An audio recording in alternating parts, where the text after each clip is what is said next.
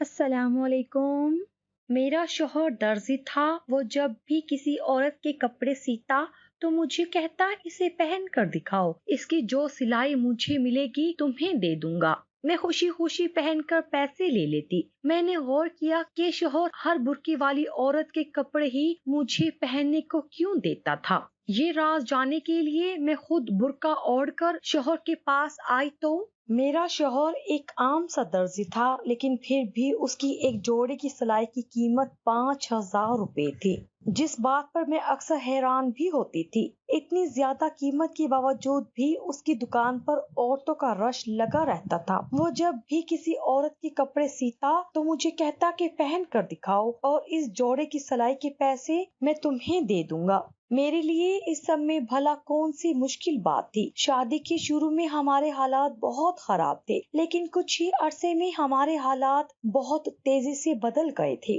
وجہ تھی ایک جوڑے کی سلائی 5,000 روپے قیمت۔ میں 2 منٹ میں ہی اسے کپڑے پہن کر دکھا دیتی اور جیسے ہی اسے پیسے ملتے وہ 5,000 روپے میرے ہاتھ میں رکھ دیتا۔ میں بہت خوش ہوتی کہ مجھے بغیر محنت کے ہی بیٹھے بٹھائے 5,000 روپے مل جاتے ہیں، جو کہ ایک بڑی رقم تھی۔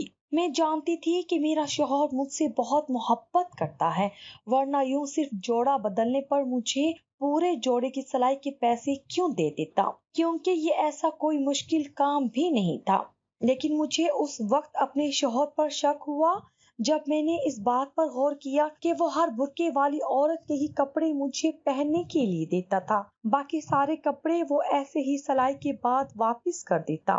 لیکن جب بھی کوئی عورت برقع پہن کر آتی تو وہ اس کے کپڑے سینے کے بعد میرے پاس لے کر آتا اور مجھے پہن کر دکھانے کو کہتا۔ مجھے سمجھ نہیں آئی کہ برقع والی عورتوں کے کپڑوں میں ایسی کیا خاص بات تھی کہ میرا شوہر عابد انہیں میرے پاس لے آتا اور سارے کے سارے پیسے بھی مجھے دے دیتا۔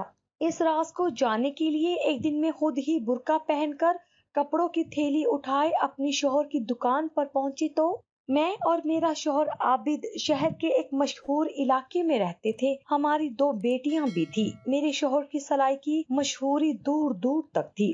جو بھی عورت اس سے کپڑے سلواتی پھر وہ میرے شوہر کی مستقل گاہک بن جاتی۔ میرے شوہر کی سلائی کی قیمت دوسرے درزیوں کے مقابلے میں زیادہ تھی، لیکن اس کے باوجود بھی میرے شوہر کی دکان پر خوب رش رہتا۔ میرا شوہر کہتا کہ یہ سب تمہارے اچھے نصیبوں کی وجہ سے ہے۔ جب سے تم میری زندگی میں آئی ہو میرے کام میں بہت برکت ہو گئی ہے۔ میں اپنے شوہر کی بات سن کر بہت خوش ہو جاتی تھی کہ وہ خود دن رات محنت کرتا ہے، لیکن سارا کا سارا کریڈٹ مجھے دے دیتا ہے۔ ہماری زندگی بہت اچھے سے گزر رہی تھی۔ میری دونوں بیٹیاں بہت اچھے اسکولوں میں تعلیم حاصل کر رہی تھی۔ ہماری دکان سے ہر ماہ اتنی آمدن ہوتی کہ ہمیں کسی بھی چیز کے لیے کبھی پریشانی نہیں ہوتی۔ جو عورت ایک دفعہ میرے شوہر کی دکان پر آتی پھر وہ دوبارہ کسی اور کے پاس نہیں جاتی، بلکہ ہماری مستقل گاہک بن جاتی۔ ایک دن میری دوست سمینا میرے گھر آئی تو میں نے باتوں باتوں میں اسے بتایا کہ میں جب بھی کوئی سوٹ اپنے شوہر کو پہن کر دکھاتی ہوں تو وہ اس سوٹ کی سلائی کے پورے 5,000 میرے ہاتھ پر رکھ دیتا ہے۔ یہ سن کر سمینا کی ہنسی چھوٹ گئی۔ مجھے لگا کہ شاید اسے میری بات مذاق لگ رہی ہے۔ میں غصے میں اسے ہنستا ہوا دیکھ رہی تھی۔ جب وہ چپ ہوئی تو میں نے غصے میں اس سے یوں بلا وجہ ہنسنے کی وجہ پوچھ لی، جس پر اس نے جو جواب دیا تو میرے قدموں تلے زمین نکل گئی۔ اس نے مجھے بتایا کہ وہ بھی اپنے سارے کپڑے میرے شوہر سے سلواتی ہے اور میرا شوہر ایک سوٹ کی سلائی کے صرف 500 روپے لیتا ہے، جبکہ باقی ٹیلر اس سے زیادہ پیسے لیتے ہیں۔ اس لیے میرے شوہر کی دکان پر بہت رش ہوتا ہے اور وہ بھی اسی وجہ سے سارے کپڑے میرے شوہر کی دکان پر ہی سلنے دیتی ہے۔ میرا شوہر مجھ سے جھوٹ کیوں بولے گا بھلا؟ اور وہ خود اس سوٹ کی سلائی کے پیسے مجھے دیتا ہے جو میں پہنتی ہوں، اور وہ پیسے پورے 5,000 روپے ہی ہوتے ہیں۔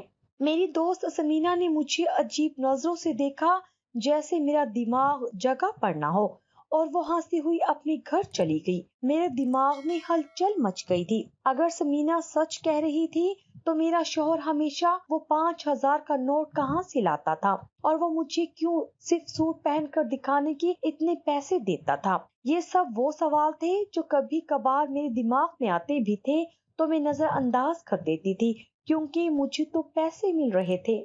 لیکن آج جب سمینا نے یہ راز کھولا کہ میرا شوہر تو ایک سوٹ کی سلائی کے صرف 500 روپے لیتا ہے تو میرا دل ڈوب سا گیا تھا. ایسا کیا تھا جو میں نہیں جانتی تھی؟ میں تو آج تک یہی نہیں جانتی تھی کہ میرا شوہر ایک سوٹ کے صرف 500 روپے لیتا ہے. اگر آج سمینا کے سامنے یہ ذکر نہ نکلتا تو شاید میں مرتے دم تک اس بات سے بے خبر ہی رہتی. لیکن میرا شوہر ہمیشہ مجھے یہی کہتا رہا کہ یہ سب میری نصیب کا ہے، اور میں اس ایک جملے میں اتنا خوش ہوئی کہ سچائی کبھی دیکھ ہی نہیں سکی. میرے شوہر کی دکان پر اتنا رش صرف اسی وجہ سے تھا کہ وہ اس پورے علاقے میں سب سے کم سلائی کے پیسے لے رہا تھا. آج جب وہ گھر لوٹا تو میرا دل چاہا کہ میں اس سے پوچھوں کہ آخر وہ کون سی بات ہے جو اس نے مجھ سے چھپائی ہے، اور ہر 2 دن بعد وہ 5,000 کا نوٹ اسے کون سی عورت دے کر جاتی ہے، اور وہ کس عورت کا جوڑا مجھے پہننے کے لیے دیتا ہے. لیکن میں چاہ کر بھی اپنے شوہر سے کوئی سوال نہیں کر سکی تھی. میں نے پیسے کی لالچ میں آج تک کبھی سوال نہیں کیا تھا تو اب کیسے پوچھتی؟ میں ساری رات یوں ہی تکیے پر سر رکھے آنسو بہاتی رہی تھی. میرا دل بہت دکھی ہو گیا تھا. میرا شوہر شاید کوئی غلط راستے پر چل نکلا تھا اور میں جانے انجانے میں اس کا ساتھ دے رہی تھی. یوں ہی روتے روتے صبح ہو گئی تھی. میں نے اٹھتے ہی نماز فجر ادا کی اور اللہ کے سامنے اپنے گناہوں کی معافی مانگ لی. میرے دل کو سکون آ گیا تھا. اب میں اپنے شوہر کو بھی کسی غلط راستے پر چلنے نہیں دینا چاہتی تھی. مگر مجھے یہی نہیں معلوم تھا کہ میرا شوہر آخر کر کیا رہا ہے. سب سے پہلے تو مجھے یہی جاننا تھا کہ وہ کس کام میں پڑ گیا ہے، کیونکہ کوئی بھی عورت ایک ایسے درزی کو جو کہ 500 روپے سلائی کے لیتا ہو اسے 5,000 روپے دے جائے، یقیناً کوئی نہ کوئی غلط کام ہی تھا جس کا اس نے مجھ سے پردہ رکھا تھا. مجھے اب یہ پتہ لگانا تھا کہ وہ کون سی عورتیں تھی جو میرے شوہر کو اتنے پیسے دے کر جاتی تھی. میں اب گھر کے اگلے حصے میں جہاں سے دکان میں ایک کھڑکی کھلتی تھی زیادہ تر وہیں بیٹھے رہنے لگی. ہر آتی جاتی عورت پر میری نظر ہوتی اور میں اب اچھے سے جان گئی تھی کہ سمینا نے بالکل سچ کہا تھا کہ میرا شوہر ہر عورت کو سلائی کے 500 روپے ہی بتاتا تھا. آج مجھے یوں چپکے چپکے نظر رکھتے ہوئے تیسرا ہی دن ہوا تھا جب ایک برقع والی عورت آئی اور اپنا سوٹ دکھا کر اور سلائی سمجھا کر واپس چلی گئی. جاتے جاتے وہ پیسے بھی دے گئی. اتنی دور سے مجھے پیسے تو نظر نہیں آئے، لیکن سوٹ کا رنگ اور پرنٹ میں نے دیکھ لیا تھا. رات کو میرا شوہر وہی سوٹ لیے میرے پاس آیا تو میں خاموش ہو کر اسے دیکھنے لگی. یہ لو زہرا، مجھے یہ سوٹ پہن کر تو دکھاؤ ذرا. میرا شوہر ہمیشہ کی طرح مسکراتے ہوئے بولا. اسے لگا تھا آج بھی میں سوٹ دیکھ کر خوش ہو جاؤں گی کہ مجھے پیسے ملنے والے ہیں، لیکن میں چاہ کر بھی جھوٹی مسکراہٹ چہرے پر سجا نہیں سکی تھی. میں نے اپنے شوہر کے ہاتھ سے سوٹ لیا اور پہن کر آ گئی. اس نے سوٹ کے ساتھ ساتھ میری بھی تعریف کی اور میرے ہاتھ میں 5,000 کا نوٹ پکڑا دیا. آج مجھے نوٹ پکڑ کر بھی خوشی نہیں ہوئی تھی. میں نے کپڑے تبدیل کر کے اسے وہ نیا سوٹ واپس دیا اور کھانا کھانے لگی. کیا بات ہے زہرا، آج تو پیسے لے کر بھی خوش نہیں ہوئی؟ میرے شوہر نے شاید میرے رویے اور خاموشی کو محسوس کر لیا تھا. اتنی جلدی میرا اسے کچھ بھی بتانے یا پوچھنے کا ارادہ نہیں تھا، اس لیے میں نے بات ٹال دی. ابھی مجھے پورا سچ جاننا تھا. میں اب دوبارہ وہیں بیٹھ کر نظر رکھنے لگی تھی.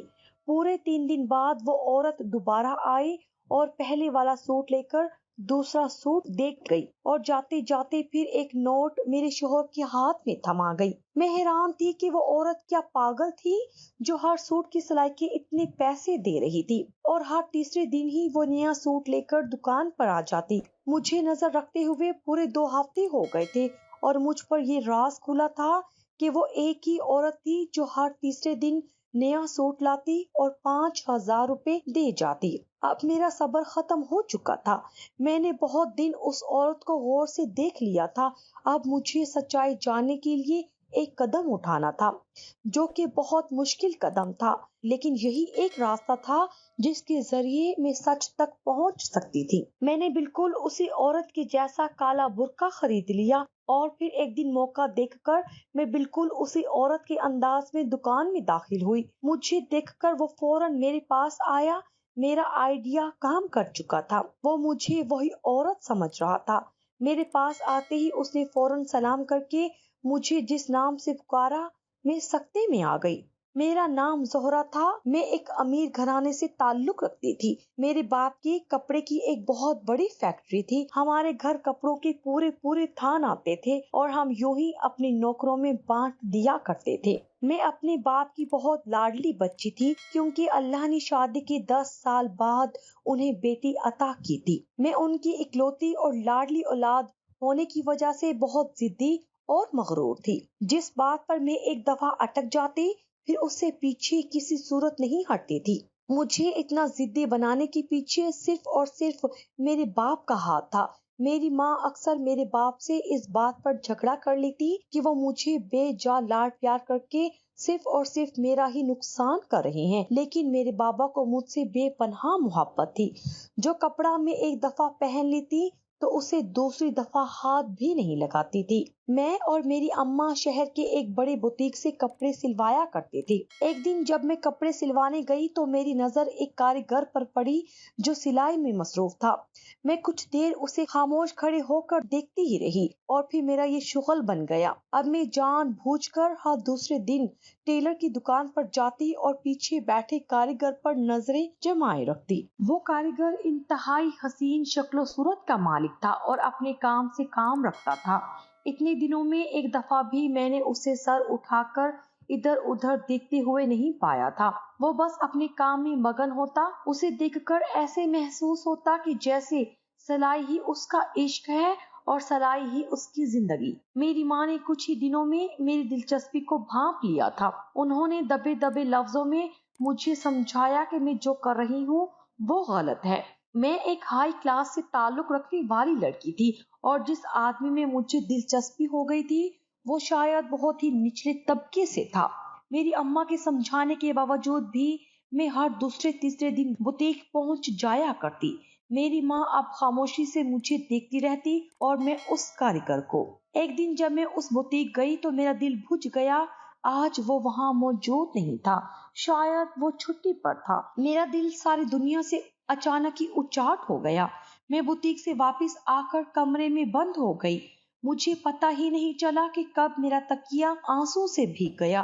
میں آنکھیں بند کرتی تو بھی مجھے اس کی صورت دکھائی دیتی۔ میں آنکھوں کو کھلا رکھتی تو بھی ہر جگہ بس وہی دکھائی دیتا۔ جانے کیا جادو تھا اس میں خود سے لڑتے لڑتے بھوکی پیاسی ہی سو گئی۔ جب میرے بابا فیکٹری سے گھر واپس آئے تو مجھے ڈھونڈتے ہوئے میرے کمرے میں چلے آئے۔ میری حالت دیکھتے ہی وہ بہت پریشان ہو گئے اور جب ان کے بہت پوچھنے پر میں نے انہیں وجہ بتائی تو وہ ایک دم خاموش ہو گئے۔ ان کی خاموشی مجھے کچھ پراسرار سی لگی اور وہ بنا کچھ کہے ہی میرے کمرے سے چلے گئے۔ اب تو میں اور زیادہ رونے لگی تھی۔ اگلے ہی دن میں اپنی ماں کے پیچھے لگ کر پھر بوتیک پر پہنچ گئی تھی، لیکن آج بھی وہ نہیں تھا بلکہ اس کی جگہ ایک دوسرا کاریگر بیٹھا ہوا تھا۔ آج میں نے ہمت کر کے بوتیک والے آدمی سے اس کے کاریگر کے بارے میں پوچھ ہی لیا۔ پہلے تو اس آدمی نے مجھے کچھ عجیب نظروں سے دیکھا اور پھر میری ماں کی طرف بھی ایسے ہی دیکھتے ہوئے مجھے بتایا کہ وہ اب یہاں کام نہیں کرتا ہے۔ مجھے لگا میرے سننے میں کوئی غلطی ہوئی ہے۔ میں نے اس سے دوبارہ پوچھا کہ وہ کاریگر کہاں ہے، اب کہ میں نے اس جگہ ہاتھ سے اشارہ بھی کیا جہاں وہ بیٹھتا تھا، جس پر مجھے پھر وہی جواب ملا۔ میں نے مزید معلومات حاصل کرنے کی کوشش کی لیکن اس آدمی نے ایک حرف بھی مجھے اس سے آگے کچھ نہ بتایا۔ گھر پہنچنے تک میری حالت غیر ہو گئی تھی۔ میں روتے روتے نڈھال ہو گئی تھی۔ میری ماں بہت پریشان ہو چکی تھی۔ گھر جانے کے بعد میری ماں نے میرے باپ کو بھی فون کر کے بلوا لیا تھا۔ بابا نے آتے ہی مجھے دلاسا دیا کہ وہ کسی بھی طرح اس کاریگر کو ڈھونڈ نکال لائیں گے۔ بابا کی بات پر مجھے پورا بھروسہ تھا۔ میں چپ ہو گئی تھی اور میں نے اب کھانا بھی کھا لیا تھا۔ مجھے پتا تھا کہ بابا کے لیے اسے ڈھونڈنا بالکل بھی مشکل کام نہیں ہے۔ رات ہو چکی تھی۔ ماں بابا اپنے کمرے میں سونے جا چکے تھے۔ میں بھی اپنے کمرے میں بے چین سی لیٹی تھی۔ نیند میری آنکھوں سے کوسوں دور تھی۔ میں یوں ہی ننگے پاؤں اپنے کمرے سے نکل کر گارڈن میں جانے لگی جب میں نے اپنے بابا کی آواز سنی۔ وہ فون پر بات کر رہے تھے شاید۔ اپنا نام سن کر میں رک گئی تھی. اب میں ان کے دروازے کے ساتھ لگ کر کھڑی ہو گئی تھی. مجھے اندر کی آواز اب صاف سنائی دے رہی تھی. کل ہی اس لڑکی کو واپس اس کے گاؤں بھیجو. اگر آئندہ وہ تمہاری بوتیک پر نظر آیا تو میں تمہاری بوتیک کو ہی آگ لگوا دوں گا. اور جب کل میں زہرا کے ساتھ تمہاری بوتیک پر اس لڑکی کے بارے میں پوچھنے کے لیے آؤں تو ایک لفظ نہ اگلنا. میری بیٹی کے لیے اب وہ 2 کوڑے کا کاریگر ہی بچا ہے کیا؟ بابا کی آواز نے جیسے میری جان نکالی تھی. میں گرتے گرتے بچی تھی. میں جس باپ پر بھروسہ کر بیٹھی تھی وہ باپ ہی میری خوشیاں اجاڑنے میں شامل تھا. میں روتے ہوئے کمرے میں داخل ہو گئی تھی. بابا مجھے دیکھ کر شاکڈ ہو گئے تھے.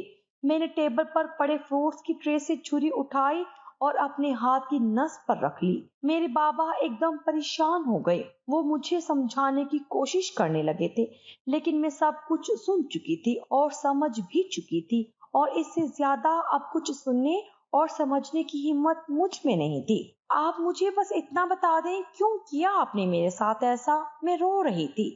میری نس پر رکھی چھری پر میں نے دباؤ ڈالنا شروع کر دیا تھا. آہستہ آہستہ خون کی ایک باریک لکیر میرے ہاتھ سے بہتی ہوئی فرش پر ٹپکنے لگی تھی.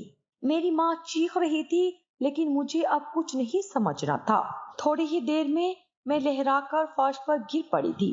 جب مجھے ہوش آیا تو وہ میرے سامنے تھا. میں نے اپنی آنکھوں کو مسل کے دوبارہ دیکھا. ہاں یہ وہی تھا. دل نے گواہی دی تھی. میرے بابا میرے پاس آئے تو انہوں نے مجھے ایک بڑے امتحان میں ڈال دیا. تمہیں یہ لڑکا چاہیے یا تمہارے ماں باپ؟ میں صدمے کی حالت میں انہیں دیکھ رہی تھی. میں اس غریب سے تمہاری شادی نہیں کروا سکتا ہوں اور اگر تم اس سے شادی کرنا چاہتی ہو تو تمہیں ہمیں چھوڑنا ہوگا ہمیشہ ہمیشہ کے لیے. بھول جانا کہ کبھی تمہارا کوئی باپ بھی تھا. میں نے بھیگتی آواز میں ان سے التجا کی کہ وہ مجھے اس مشکل میں نہ ڈالیں. میں دونوں کو نہیں چھوڑ سکتی.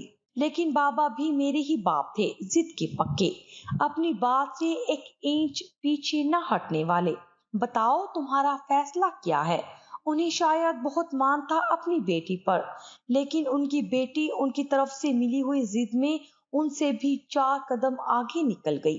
میں نے محبت کا انتخاب کیا تھا. ایک ایسی محبت کا انتخاب جو یک طرفہ تھی, بنا یہ جانے کہ وہ شخص جس کے لیے میں مری جا رہی ہوں وہ بھی مجھے چاہتا ہے کہ نہیں. مجھ سے شادی کرو گے؟ میں نے بابا کی امیدوں کو توڑتے ہوئے سیدھا اس سے سوال کیا تھا. وہ میری محبت کی انتہا دیکھ چکا تھا اس لیے بنا کسی ہچکچاہٹ کے اس نے ہاں کہہ دیا تھا اور میں اس کاریگر سے شادی کر کے ایک چھوٹی سے کرائے کے مکان میں آ گئی تھی. میرے ماں باپ کا مجھ سے بھی کوئی تعلق نہیں رہا تھا. میں نے بہت دفعہ ان کے گھر جا کر منانے کی کوشش کی لیکن ہمیشہ دروازے سے ہی ناکام لوٹ آئی تھی. آج 12 سالوں بعد میں نے اپنے شوہر کے منہ سے اپنی ماں کا نام سنا تھا. میں لڑکھڑا گئی تھی. میرے شوہر نے مجھے نہیں پہچانا تھا. وہ مجھے میری ماں سمجھ کر بات کر رہا تھا اور میں نے اچانک ہی نقاب الٹ دیا. وہ سکتے میں آ گیا تھا. میں رونے لگی تھی. اس نے میرا ہاتھ تھام کر مجھے اپنے پاس بٹھا لیا. میں سچ جاننا چاہتی تھی, وہ سچ جس سے میں سالوں سے بے خبر تھی. میرے شوہر نے مجھے بتایا کہ ہماری شادی کے کچھ ہی دنوں بعد میری ماں ہمیں ڈھونڈتے ہوئے میرے شوہر کی چھوٹی سی دکان میں چلی آئی تھی. وہ ممتا کے ہاتھوں مجبور ہو کر میری خیر خبر لینے آئی تھی. میرے شوہر نے انہیں مجھ سے ملنے کو کہا تو وہ یہ کہہ کر صاف منع کر گئی کہ میرے بابا نے انہیں قسم دی ہے کہ وہ مجھے کبھی نہیں ملیں گی اور وہ اپنے شوہر کی قسم کو کسی صورت توڑ نہیں سکتی. انہوں نے جب ہمارے حالات دیکھے تو مجھے پیسے دینے کی کوشش کی. میں غریب ضرور تھا مگر بے غیرت نہیں کہ تمہاری ماں سے پیسے لے لیتا. میں نے انہیں صاف منع کر دیا. جب وہ اگلی دفعہ تمہاری خیریت لینے آئیں تو ساتھ میں ایک جوڑا بھی لے کر آئیں اور کہا کہ وہ مجھ سے کپڑے سلوانا چاہتی ہیں. یہ تو میرا کام تھا اس لیے میں نے منع نہیں کیا اور لے لیا. جاتے جاتے وہ مجھے کہہ گئی کہ میں سوٹ ناپ کے لیے تمہیں پہنا کر دیکھ لوں. مجھے لگا کہ تمہارا اور ان کا ناپ ایک ہی ہوگا اس لیے میں نے ان کا لایا ہوا جوڑا تمہیں پہنا کر چیک کر لیا. جب وہ جوڑا واپس لینے آئے تو ان کے ہاتھ میں ایک نیا جوڑا تھا اور پرانے جوڑے کی سلائی انہوں نے اپنی مرضی سے مجھے 5,000 روپے دی. میرے منع کرنے کے باوجود بھی وہ مجھے اتنی ہی قیمت دیتی اور کپڑے سلواتی۔ میں جان گیا تھا کہ وہ یہ سب تمہاری محبت میں کر رہی ہے، اس لیے میں ان کا دیا ہوا نوٹ تمہیں دے دیا کرتا۔ وہ تمہاری پہنی ہوئی قمیض کو ہاتھ میں لیتی ہی سونگنے لگتی، جیسے تمہاری خوشبو محسوس کر رہی ہوں۔ میں ایک ماں سے اس کی خوشی نہیں چھیننا چاہتا تھا، اس لیے جیسا انہوں نے کہا میں نے کر دیا، اور وہ تمہارے باپ کی دی ہوئی قسم کو نہیں توڑنا چاہتی تھی، اس لیے کبھی خود آ کر تم سے نہیں ملی۔ میرا شوہر خاموش ہوا تو میری سسکیوں کی آواز گونجنے لگی۔ میں نے اپنی ضد اور محبت کی خاطر اپنی ماں کو کہاں لا کھڑا کیا تھا۔ اس کا احساس مجھے آج اچھی طرح ہو گیا تھا، جب میں خود بھی 2 بیٹیوں کی ماں بن چکی تھی۔ میں جان گئی تھی کہ اولاد کی خوشی کے لیے ہی ماں باپ سخت فیصلے کرتے ہیں، اور کبھی کبھی اولاد ہی ماں باپ کی طرف سے دی گئی حد سے زیادہ محبت کا ناجائز فائدہ اٹھانا چاہتی ہیں۔ میرے بابا نے مجھے ہمیشہ ہی من پسند چیزوں کو حاصل کرنا سکھایا تھا۔ اگر وہ کبھی کبھی مجھے اپنی پسند کی چیزوں سے روک لیتے تو شاید مجھ میں اتنی ضد نہیں ہوتی۔ میری ماں 2 دن بعد پھر دکان آئی تھی۔ وہ میرے پہنے ہوئے کپڑوں کو ایسے سونگ رہی تھی کہ جیسے ان کپڑوں میں میرا وجود بھی ہو۔ جاتے جاتے وہ ایک نیا جوڑا دے گئی تھی اور 5,000 کا نوٹ بھی۔ میرے شوہر نے ہمیشہ مجھے یہی کہا تھا کہ یہ سب تمہارے نصیب سے ہے۔ آج مجھے اس بات کی سمجھ آ گئی تھی۔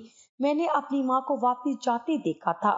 مجھے ایک آخری کوشش اور کرنی تھی اپنے بابا کو منانے کی۔ اب مجھے انہیں منانا تھا اپنی ماں کے لیے۔ عابد مجھے کہہ رہا تھا کہ ہم اپنی بیٹیوں کو خود سر اور ضدی نہیں بنائیں گے، اور میں نے روتے ہوئے اس کی ہاں میں ہاں ملا دی تھی۔